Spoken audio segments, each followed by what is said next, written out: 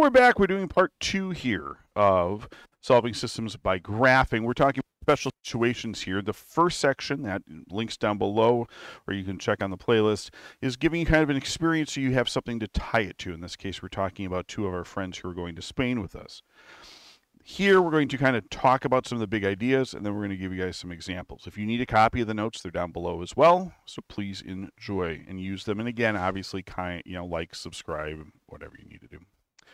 So first thing that we're going to do here is the options for solutions. Okay, there are 3 options when you're graphing equations, at least in 2 dimensions, which is what we'll be doing this year and most of next year in geometry. Okay, the first one is there's one intersection. There's one intersection, so there's going to be one solution. So you have 2 lines, they cross right there. That ordered pair is going to be your solution. All right. You can also have it, much like the first situation that we did on the previous slide. There is no intersection. The 2 lines are parallel. If there are no intersections, there are no solutions. Because again, remember, we're trying to find all the lines on all the points on the line are solutions to that line. This point right here, this point right here in terms of the first one is the set of solutions that works for both the blue and the red line. If they're parallel, guess what? There's nothing in common, so they can't. And then lastly, you also have it where it's the same line. Now I did a dotted line here so you can kind of see the blue through it. Everything intersects, and guess what? Everything is a solution. You have infinite solutions. Every point on this line, coming and going, from the left, from the top, from the down, all of it, they share all the solutions, so it's infinitely many solutions. Now, that should all sound familiar, because if you remember from before, we had those phrases back when we were doing solving equations. Now, we didn't call it a system of equations because it was all within one equation, but we were setting them, we had these equal parts. So if you remember this, we had 2x plus 3 is equal to 2x plus 8. So when we go to subtract this, the x's go away on the left side, the x's go away on the right side, and I have 3 is equal to 8. So what do we do there? Now remember, we always talked about checking your math to make sure you don't make a mistake here.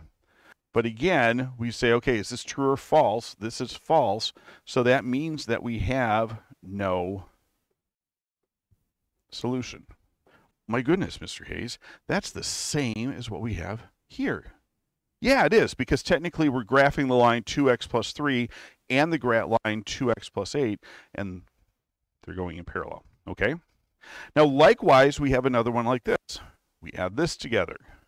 We put the x's together. At this point, some of you may already see this, that it's the same equation, right?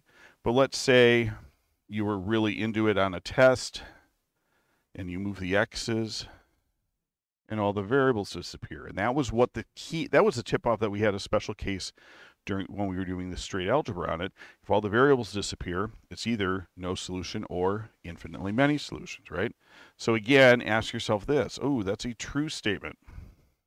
If that's true, that means I have infinitely many solutions. Oh, guess what? That looks familiar too, Mr. Hayes. I know. It's because they're the same line. All right? What I would like you to do now, in a second, pause this. I've got 2 problems down below I'd like you to go through and graph. They're right here. If I could scroll this up. So we're going to go ahead and graph those. And then come on back. We'll just compare graphs. We'll see who's right. And then we can get you on your way to do some homework. Hey, welcome back. I've zoomed out a touch here so we can see it all together. So I'm going to do these in 2 different colors. This first one over here, I'm going to do in blue. So I have a starting point at 0, -7. That's my y-intercept. Please make sure you put that on the right axis. So I've got 0, -7, 2, 4, 6. Right there. My slope, that looks like stoop.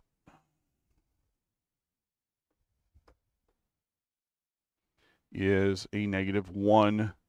So remember, I'm going to go down 1 y and then 3 x's. So for every 1 y I go, I do 3 x's. 1 y down, 3 x's, etc. Take out your straight edge. draw a very nice pretty line. So that way we have nice and accurate. Now for this other equation, we're going to have to modify this slightly, okay? So I've got 2x minus 3y is equal to 3. You may remember from yesterday, you're going to have to go through and solve for y. When we do that,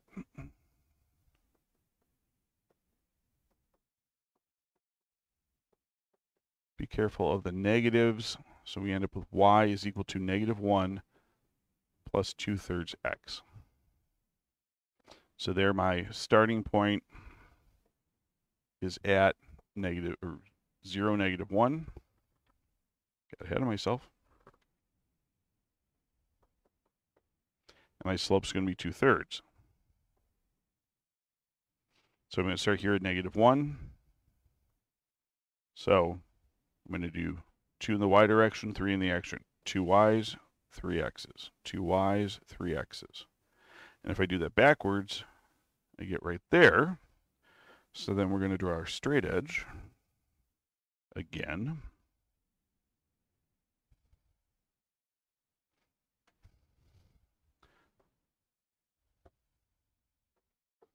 Okay, so that means your solution is right there. Our solution in this case is going to be a 2, 4, -6, -5.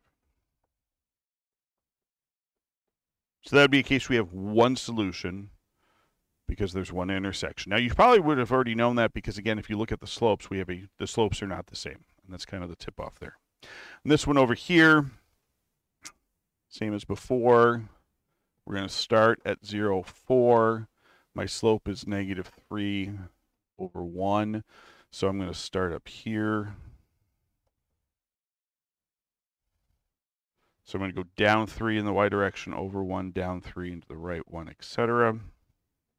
So we'll draw that. For the other one, you're going to have to solve that. So I'm going to move the 6x. So I'm going to get 2y is equal to 8 minus 6x. Ooh, this looks awfully familiar. Notice, same as what we have up here. So if you're asked to follow what your teacher says to do it, but they turn out to be the same line. On the same line, these are both true statements, so that means I'm going to have infinitely many solutions.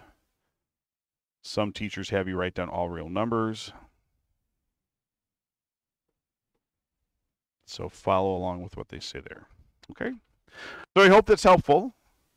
Please let me know down in the comments, and we will see you in a way. The next thing that we're going to be doing is ways what happens because this isn't terribly accurate. So can we do this in a way that doesn't necessarily need graphing? So come on back, and we'll show you how that's done.